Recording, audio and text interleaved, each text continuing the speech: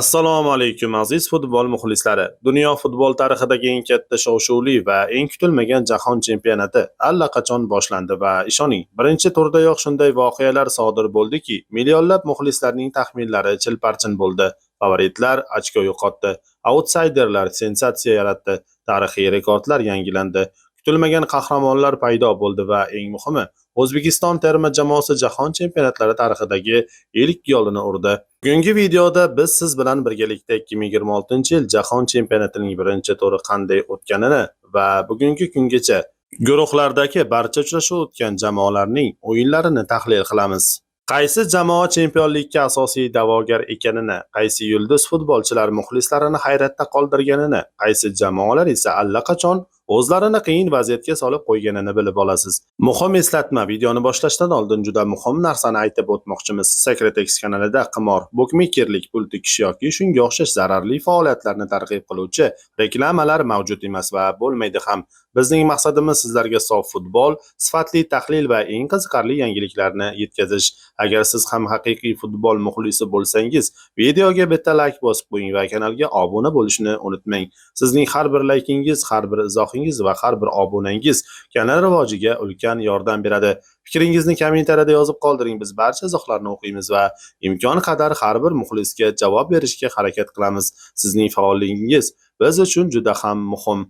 Aytgancha, Secretex kanali bugun 2000 obunachiga erishdi va sizlar bilan birgalikda 2 million obunachiga erishishga ham harakat qilamiz. Buning uchun sizlarning bizlarga yordamingiz juda ham muhim. Demak, tayyormisiz? Unda ketdik.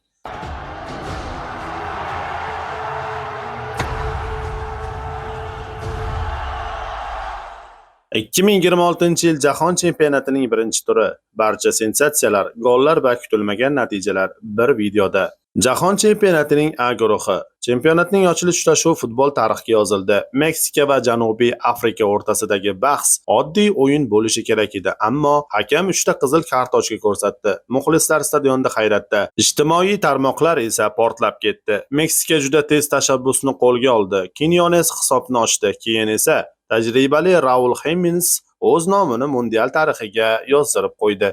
Janubiy Afrika esa 2 futbolchisidan ayrildi. Shunga qaramay, Meksika ham bir futbolchisini yo'qotdi. Natijada 2-0.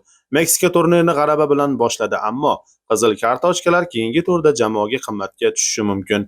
Ikkinchi o'yinda Janubiy Koreya va Chexiya to'qnash keldi. Bu haqiqiy drama edi. Chexlar hisobni ochganidan keyin ko'pchilik o'yin taqdiri hal bo'ldi deb o'yladi, lekin koreyslar taslim bo'lmadi. Ular bosimni kuchaytirdi, tezkor hujumlar uyushtirdi va oxir-oqibat ajoyib kambek amalga oshirildi. Hisob 2-1. Shunday qilib Meksika va Janubiy Koreya guruh yetakchilariga aylandi. Endi ularning o'zaro bahsi butun dunyo e'tibor markazida bo'ladi. B guruhi. Bu guruhda esa kutilmagan natijalar bo'ldi. Kanada o'z muxlislari qarshisida Bosniya va Gersegovina bilan durang o'ynadi. Barselinaliklar birinchi bo'lib gol urdi. Kanadaliklar esa ikkinchi bo'limda javob qaytardi. Mezbonlar uchun bu natija qoniqarsiz bo'lsa ham vaziyat hali nazorat ostida. Ammo asosiy sensatsiya boshqa o'yinda yuz berdi. Shveysariya va Qatar. Ko'pchilik Shveysariya yirik hisobda g'alaba qozonadi deb o'ylagandi, ammo futbol yana bir bor kutilmaganligini isbotladi. Qatar oxirgi daqiqalarga gol urdi. Shveysariya esa g'alabani qo'ldan chiqardi. Natijada guruhdagi barcha jamoalarda bir ochkodan. Bunday holat mundiallarda kam uchraydi. C guruhi. Braziliya va Marokash. 2 mutlaqo turli futbol maktabi, ammo maydonda teng kurash. Marokash birinchi bo'lib gol urdi. Braziliya esa Viniciusning individual mahorati evaziga javob qaytardi. O'yin davomida keskinlik soniya sayin ortib bordi, lekin g'olib aniqlanmadi. Hisob 1-1. Shu paytda Shotlandiya imkoniyatdan foydalanib ketdi. Gaiti ustidan minimal hisobda g'alaba. Shotlandlar chiroyli o'ynamadi, ammo natijani qo'lga kiritdi. Ba'zan futbol aynan shunday bo'ladi. Eng yaxshi o'yin emas, eng muhim natija. D guruhi. Amerika Qo'shma Shtatlari birinchi turdagi eng kuchli ta'sirot qoldirgan jamoalardan biri bo'ldi. Paragvay darvozasiga 4 ta gol. Ajoyib pressing, tezkor hujumlar, mukammal o'tishlar. Mauricio Pochettino jamoasi juda xavfli ko'rinmoqda. 4-1. Bu faqat g'alaba emas, bu chempionlikka da'vo edi. Turkiya esa Avstraliyaga qarshi o'yinda ko'pchilikning hafsalasini pir qildi. To'p nazorati bor edi, vaziyatlar bor edi, ammo gol yo'q bo'ldi. Avstraliya esa imkoniyatlarini golga aylantirdi. Hisob 2-0 va 3 ochko. Y guruhi. Bu turdagi eng yirik hisob Germaniya va Kurasovo 7-1. Ammo qiziq tomoni shundaki, Kurasao birinchi bo'lib tarixiy gol urishga muvaffaq bo'ldi. Hatto Noyer ham to'p olib chiqdi, lekin keyin Germaniya haqiqiy gol mashinasiga aylandi. Birin-ketin gollar, birin-ketin hujumlar, natija esa 7-1. Bu yirik hisob. Bu mundialdagi eng yirik g'alaba bo'lib turibdi. Boshqa o'yinda Cote d'Ivoire va Ekvador o'rtasidagi haqiqiy jang bo'ldi va so'nggi daqiqalarda Amad Diallo qahramonga aylandi. Hisob 1-0. Cote d'Ivoire play-off sari katta qadam tashladi. F guruhi: Gollandiya va Yaponiya. Ko'pchilik Niderlandiyani favorit deb bilardi, ammo Yaponiya yana bir bor intizom va xarakter namoyish etdi. Hisob 2-2. O'yin oxirigacha kurash, oxirigacha drama, oxirigacha intriga. Shvetsiya esa Tunisga qarshi haqiqiy futbol darsi berdi. Hisob 5-1. Bu natijadan keyin skandinavlar guruh favoritiga aylandi. G guruhi. Bu guruhda duranglar festivali bo'ldi. Belgiya va Misr 1-1. Eron va Yangi Zelandiya 2-2. Qiziq tomoni shundaki, guruhdagi barcha jamoalar bir ochkodan jamg'ardi. Ammo to'plar nisbatiga ko'ra Eron va Yangi Zelandiya yuqoriroqda. Bu guruhda hali hamma narsa endi boshlanmoqda. X guruhi. Turnirning eng katta sensatsiyalaridan biri. Ispaniya 0, Cabo Verde 0.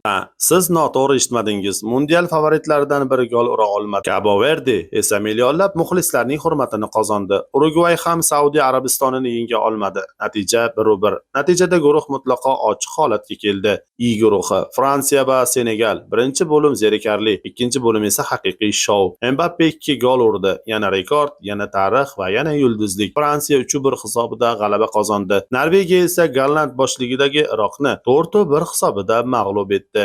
J guruhi. Argentina mundialni ajoyib boshladi. Messi hat-trick. Muxlislar esa yana bir bor afsonaning sehriga guvoh bo'lishdi. Hisob 3-0. Avstriya ham Iordaniya ustidan qiyin g'alaba qozondi. Natijada Argentina va Avstriya guruh peshqadamlariga aylandi va biz uchun muhim bo'lgan K guruhi. O'zbekiston guruhi. Portugaliya va Kongo. Hisob 1-1. Katta sensatsiya. Portugaliya ochko yo'qotdi, ammo asosiy e'tibor O'zbekiston va Kolumbiya uchrashuvida edi. Tarixiy o'yin, tarixiy lahza, tarixiy gol. Abbosbek Fayzullayev O'zbekiston futboli tarixidagi Jahon chempionati ilk golini urdi va bu lahza yillar davomida eslanadi.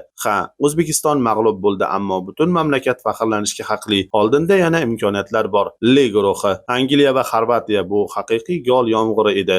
6 ta gol, ko'plab hujumlar, ko'plab emotsiyalar va yakunda Angliya g'alaba qozondi. 4-2. Gana esa Panama ustidan oxirgi daqiqalarda g'alabani ilib ketdi. Shunday qilib, Angliya va Gana guruh yetakchisiga aylandi. Birinchi tur bizda juda ko'p narsani ko'rsatdi. Favoritlar ham xato qiladi, outsiderlar ham kurasha oladi. Futbol esa hech narsa oldindan hal bo'lmaydi. Oldinda esa yanada qiziqarli uchrashuvlar kutmoqda. Sizningcha qaysi jamoa chempion bo'ladi? Messi yana kubokni qo'lga kiritadimi? Mbappe yangi rekordlar o'rnatadimi yoki bu safar kutilmagan qahramon paydo bo'ladimi? Fikringizni albatta izohlarda yozib qoldiring. Biz har bir izohni o'qiymiz va imkon qadar javob beramiz. Sizning fikringiz biz uchun juda ham muhim. Agar video yoqqan bo'lsa, like bosishni unutmang, kanalga obuna bo'ling. Secret X oilasiga qo'shiling.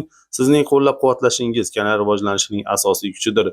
Keyingi videolarda yanada ko'proq eksklyuziv ma'lumotlar, qiziqarli tahlillar va futbol olamidagi eng qaynoq yangiliklar bilan qaytamiz.